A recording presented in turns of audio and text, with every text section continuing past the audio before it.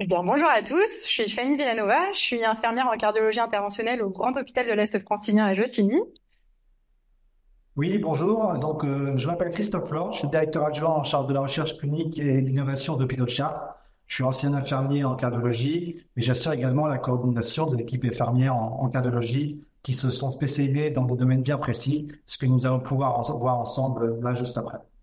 Avec Christophe, dans le cadre de la collaboration Medscape et du CNCH, nous vous proposons de faire un point sur notre métier infirmier en cardiologie, qui a connu beaucoup d'évolutions ces dernières années et pour lesquelles nous avons d'ailleurs pu participer à la rédaction d'un état des lieux résumé dans le livre blanc du CNCH en 2022. Donc Christophe, quand on vient d'obtenir son diplôme d'infirmier ou d'infirmière, pourquoi venir travailler en cardiologie et qu'est-ce que la cardiologie peut offrir que d'autres services n'ont pas? Eh bien, Fanny, je pense que la cardiologie, pour exercer le métier d'infirmier, est un domaine qui offre l'opportunité de travailler au cœur des soins, qui allie à la fois une haute technicité et un humanisme important. C'est une spécialité qui permet d'intervenir directement sur les pathologies cardiovasculaires, qui représentent aujourd'hui une, si ce n'est la cause principale de mortalité dans le monde. Ainsi, l'infirmier en cardiologie joue un rôle vital à la fois en termes de prévention, de diagnostic ou de gestion des maladies cardiaques. Ce métier se distingue par plusieurs aspects qui rendent particulièrement attrayant et enrichissant. D'abord, il exige une expertise technique pointue, que ce soit dans l'utilisation des dispositifs médicaux, les électrocardiogrammes, les outils de monitoring, les scopes ou autres, hein. La gestion de médicaments bien spécifiques à notre spécialité. Et puis, je pense aussi à la préparation de patients pour des interventions diverses, invasives, telles que les angioplasties coronaires ou bien les TAVI, par exemple. Cette maîtrise des technologies médicales de pointe procure donc pour nous, en tant qu'infirmiers, je pense, un certain sentiment d'accomplissement et de compétence que l'on ne retrouve pas forcément dans toutes les spécialités. En outre, je pense que l'infirmier en cardiologie bénéficie d'une relation étroite avec les patients parce qu'on a souvent affaire à des patients qui présentent des pathologies chroniques qu'on suit sur le long cours, ce qui nous permet quand même de développer, de nouer des liens de confiance assez solides avec le patient qui apportent quand même une certaine dimension humaine assez intense dans notre métier. Je pense que travailler en cardiologie, ça implique aussi d'être au premier plan dans certaines situations d'urgence où on sait que chaque seconde compte. Eh bien, ces situations d'urgence peuvent nous apporter une certaine adrénaline et nous apporter une certaine satisfaction d'avoir un impact direct et immédiat sur la survie des patients, ce qui peut aussi être pour nous une source de motivation. Enfin, je pense que notre spécialité nous permet de collaborer étroitement avec de nombreux professionnels de santé, hein, que ce soit des médecins, d'autres infirmiers, des aides-soignants, des secrétaires, et ça nous apporte une vraie synergie d'équipe et ça peut nous offrir aussi une expérience assez enrichissante dans notre parcours professionnel. Voilà, je pense qu'être infirmier en cardio, c'est choisir un métier qui est riche en défis, d'expertise technique et tout ça au milieu de nombreuses relations humaines et donc qui demande un vrai savoir-faire et un vrai dévouement. Très bien Christophe, donc on l'aura bien compris, la cardiologie, elle offre de nombreuses possibilités de postes, mais aussi une technicité de haut vol et une possibilité relationnelle importante, que ce soit dans les services d'hospitalisation conventionnelle, en consultation, en exploration fonctionnelle ou en unité de soins intensifs de cardiologie, mais pas seulement, il me semble. Donc, une fois qu'on a fait ses armes en cardiologie, et si on a envie d'aller un peu plus loin et de se spécialiser encore plus, quelles sont les options possibles pour les infirmiers ou les infirmières de cardiologie? Alors, effectivement, l'évolution rapide des technologies médicales auxquelles on a assisté ces derniers temps, des protocoles de soins, des besoins des patients, ont conduit à la création de nouveaux métiers au sein même de notre profession, et notamment au sein même de la spécialité en cardiologie. Et donc, ces nouvelles spécialités permettent de répondre à des exigences qui sont de plus en plus pointues, de plus en plus diversifiées, et qui offrent aux infirmiers des opportunités de carrière assez enrichissantes. Parmi ces nouveaux métiers, je pense notamment aux infirmiers en éducation thérapeutique. Voilà, on a des infirmiers qui peuvent se spécialiser par le biais d'un diplôme interuniversitaire dans l'éducation thérapeutique et donc ils vont pouvoir accompagner les patients dans la compréhension de leur maladie chronique, leur permettre d'adopter des modes de vie adaptés à leur pathologie, favoriser l'observance des traitements. Et donc, je pense que là, l'infirmier a un rôle crucial à jouer pour permettre aux patients de réduire les risques de récidive, d'améliorer sa qualité de vie sur le long terme.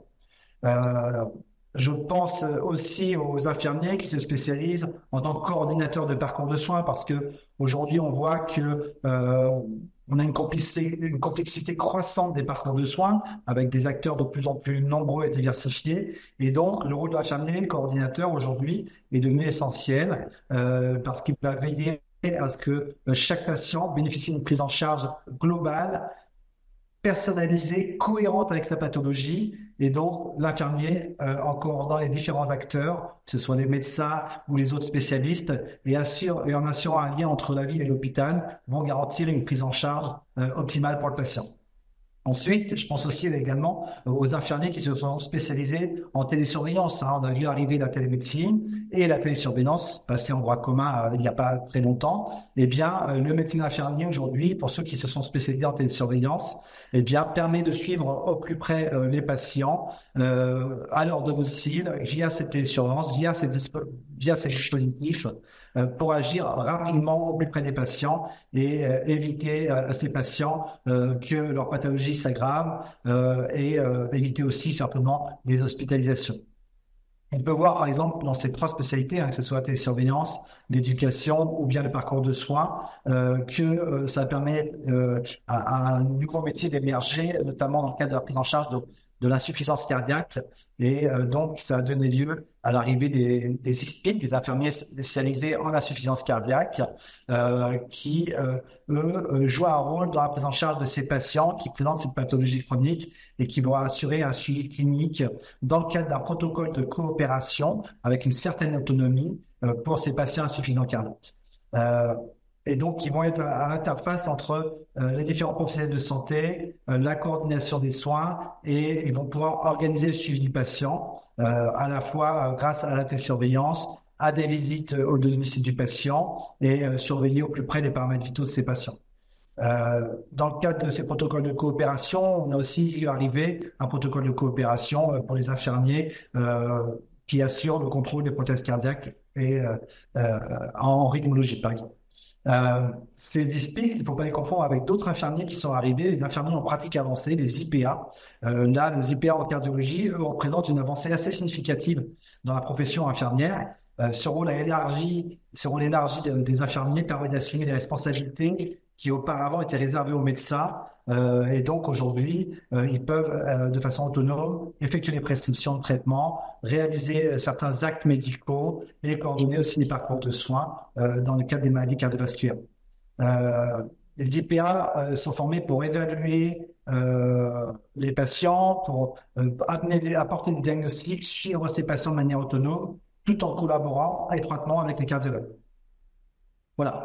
Étant donné mon parcours, je suis aussi les infirmiers en recherche clinique, forcément. Les infirmiers peuvent se spécialiser aussi en recherche clinique et donc venir aider les investigateurs lorsqu'on amène des études cliniques au sein des services de cardiologie, en participant à la fois à la conception des études cliniques, à leur mise en œuvre, au suivi des essais cliniques qui portent aussi bien sur des nouveaux traitements ou des dispositifs médicaux. Ils vont jouer un rôle clé dans la collecte des données, le suivi des protocoles, et ils vont permettre d'assurer la sécurité des patients qui vont participer à des études. Voilà. Et pour finir, Fanny, je vais te laisser en parler. Il ne faudra pas oublier aussi les infirmiers en cardiologie interventionnelle. Mais là, je pense que c'est mieux placé que moi pour en parler. Tout à fait, Christophe. Alors, c'est pas une spécialisation, hein. On peut arriver en cardiologie interventionnelle sans avoir de cursus particulier, en sortant du diplôme ou en venant d'un service d'hospitalisation. Mais la cardiologie interventionnelle, c'est une partie bien spécifique de la cardiologie, puisqu'il s'agit d'un plateau technique où on réalise des actes invasifs, tels que l'implantation des prothèses rythmiques cardiaques, les explorations ainsi que les ablations de FA ou de TV pour la partie rythmologie interventionnelle, ou la mise en place des stents, la réparation des valves cardiaques ou autres anomalies structurelles pour la partie cardiologie interventionnelle. Et donc, à ce niveau-là, l'infirmier va travailler en étroite collaboration avec les cardiologues interventionnels, puisqu'il il ou elle va être en quelque sorte ses deuxièmes yeux et ses deuxièmes mains. Et son rôle, il va être double. Soit il sera le paramédical circulant, l'infirmier circulant, qui distribuera le matériel stérile nécessaire aux interventions et à l'opérateur. Il s'assurera de la surveillance hémodynamique et du confort du patient, de l'administration des thérapeutiques nécessaires sur prescription médicale, ainsi que de la traçabilité des dispositifs médicamenteux stériles et implantables. Et bien évidemment, s'assurera de la transmission aux autres services pour la continuité des soins. Et si les postes paramédical circulants, il sera le paramédical aide opérateur qui sera garant de l'organisation de la table opératoire, du rangement du matériel et des surveillances du patient. Il sera habillé à côté du cardiologue et sera sous sa surveillance, bien sûr, pendant toute la durée de l'intervention. Bien évidemment, ces paramédicaux seront également garants de la surveillance pré- et post-opératoire des patients qui placeront sur ce plateau technique.